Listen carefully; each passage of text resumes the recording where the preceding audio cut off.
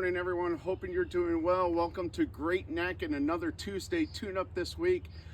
This week I've been listening and hearing, and I want to first say thank you for your encouragement these past couple of weeks with these Tuesday tune-ups. I'm sure glad that they are helping you with your golf game. But I also have heard you talking about just struggling with pitch shots and pitching the ball specifically over a bunker, and particularly the 15th hole here, which is a very difficult green complex. And so I just want to talk to you a little bit about pitching the golf ball. And it is a little different than chipping. Chipping, we're carrying it a short distance and it's running a long distance, where a pitch shot, we want to carry it in the air a longer distance and have it roll out a shorter distance. So in this type of shot right here, we want to carry it over these bunkers, but we also don't want it to roll past the hole and go off the green.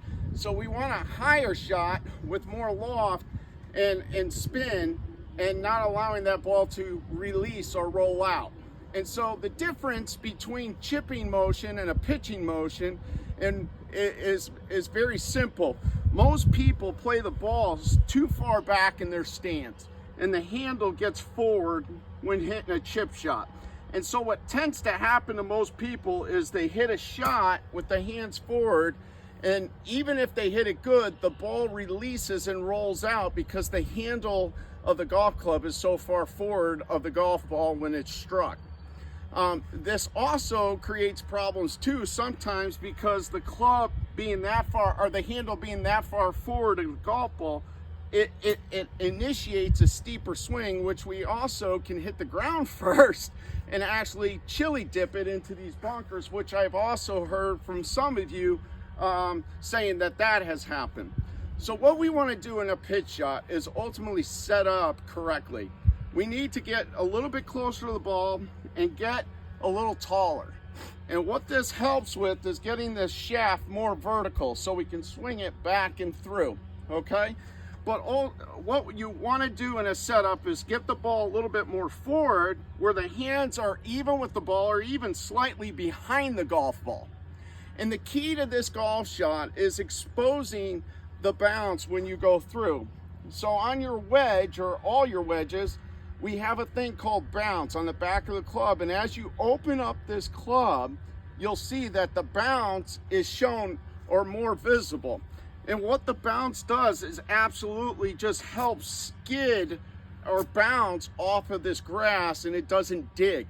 So we want to initiate that on a pitch shot. So when we hit this shot, it's actually, we want the handle of the club to go backwards. You see that? It's not going forward this way, it's actually releasing, and the handle of the club is going backwards. So that's what we want to do on this shot to get a higher trajectory and a little softer bounce, okay? So here's the deal. Ball more forward, hands slightly, maybe even with the ball or slightly behind the ball, and then we want to make a nice fluid motion. That's another thing I want to bring up, because some of you say, do I stand still or do I have some body motion? In golf shots, I always like to have a little fluidity, okay? So we want to have some motion when we're hitting a golf shot. So that's the same thing for even a short game shot like this. So let's give it a try.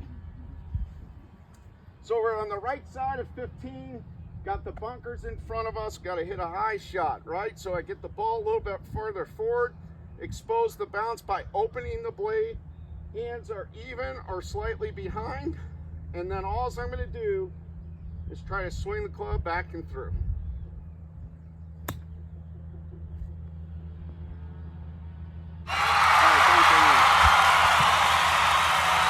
And that's how you hit another good little pitch shot here on number 15. I really sure hope that helps you with your pitching motion, because these green complexes here at Great Neck are very difficult. Until next time, I hope and pray that you're getting better, enjoying this game more, and hope to see you at the club. Keep swinging, folks.